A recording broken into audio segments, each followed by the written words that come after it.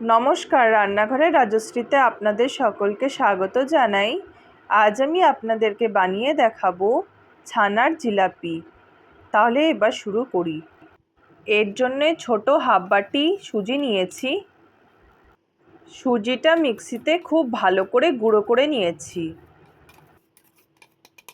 আর 500 গ্রাম দুধের ছানা খুব ভালো করে জল ঝরিয়ে নিয়েছি।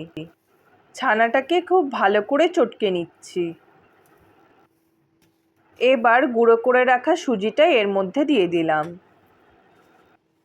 খুব ভালো করে মেখে নিচ্ছি। আমি এখানে 1 চামচ ময়দার সাথে অল্প বেকিং পাউডার মিশিয়ে নিচ্ছি।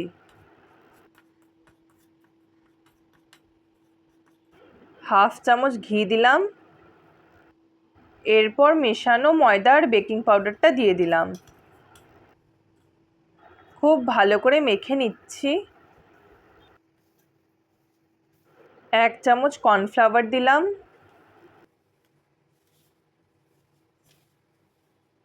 এবার চামচে করে অল্প অল্প দুধ দিয়ে একটা স্মুথ ডো তৈরি করে নেব।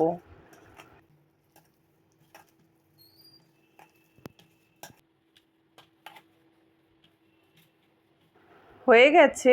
এবার আমি শিরাটা তৈরি করে নেব। কড়াইতে ছোট 1 বাটি চিনি দিলাম। এই বাটির মাপেই 1.5 বাটি জল দিলাম। এবার গ্যাসটা অন করে শিরাটাকে ফুটিয়ে নেব। শিরাটা ফুটে গেছে। এবার আমি 1 চামচ লেবুর রস দিয়ে দিলাম। শিরাটাকে 5 মিনিট ফুটিয়ে নেওয়ার পর বন্ধ করে দিলাম। কড়াই গরম করে পরিমাণ মতো সাদা তেল দিয়ে দিলাম। এবার হাতে অল্প ঘি মেখে নেওয়ার পর ছানার জিলাপির শেপ দিয়ে নেব। হাত দিয়ে সরু এভাবে লম্বা করে নিচ্ছি। এবার শেপটা এভাবে করছি।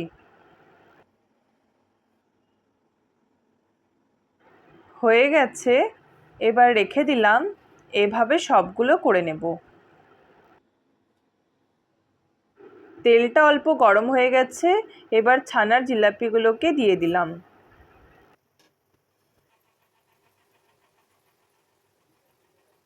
মিডিয়াম ফ্লেমে 2 পিঠ আস্তে আস্তে করে লাল লাল করে ভেজে নেব।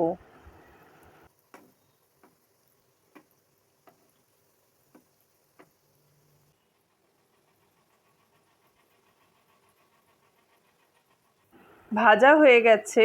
এবার তুলে নেব। তুলে নেওয়ার পর গরম শিরার মধ্যে দিয়ে দেব। 4-5 ঘন্টার জন্য একটা ঢাকনা দিয়ে রেখে দেব।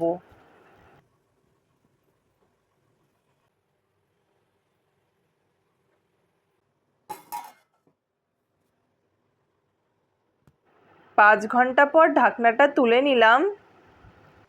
ছানার জিলাপিগুলোতে শিরাটা ঢুকে গেছে। এবার একটা বাটিতে 1 চামচ মিল্ক পাউডার, হাফ চামচ চিনির গুঁড়ো আর অল্প ঘি দিয়ে একটু মেখে নেব। এবার এই গুঁড়োটা ছানার জিলাপির উপরে ছড়িয়ে দিচ্ছি। হয়ে গেছে। এবার আপনাদেরকে একটা কেটে দেখাচ্ছি।